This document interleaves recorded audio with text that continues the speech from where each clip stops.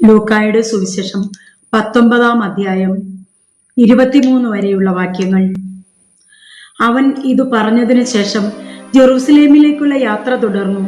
Olive മലയ്ക്കരികിലുള്ള ബെസ്തേഗ, Bethania എന്നീ സ്ഥലങ്ങളെ സമീപിച്ചപ്പോൾ അവൻ 2 ശിഷ്യന്മാരെ ഇപ്രകാരം നിർദ്ദേശിച്ചയച്ചു: എതിരെ കാണുന്ന ഗ്രാമത്തിലേക്ക് പോകുവിൻ.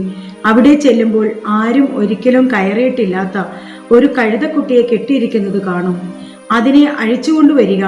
നിങ്ങൾ അതിനെ അഴിക്കുന്നത് എന്തിന് എന്ന് ആരെങ്കിലും ചോദിച്ചാൽ കർത്താവിന് അതിനെ കൊണ്ട് ആവശ്യമുണ്ട് എന്ന് പറയുക. അയക്കപ്പെട്ടവർ പോയി യേശു പറഞ്ഞതുപോലെ കണ്ടു.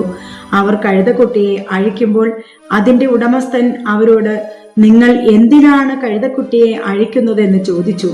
കർത്താവിന് ഇതിനെ കൊണ്ട് ആവശ്യമുണ്ട് എന്ന് അവർ പറഞ്ഞു. അവർ അതിനെ യേശുവിന്റെ അടുക്കൽ കൊണ്ടുവന്നു. തങ്ങളുടെ വസ്ത്രങ്ങൾ കഴുതക്കുട്ടിയുടെ പുറത്ത് വിരിച്ച് അവർ യേശുവിനെ ഇരുത്തി. അവൻ കടന്നു പോകുമ്പോൾ അവർ വഴിയിൽ തങ്ങളുടെ വസ്ത്രങ്ങൾ വിരിച്ചു.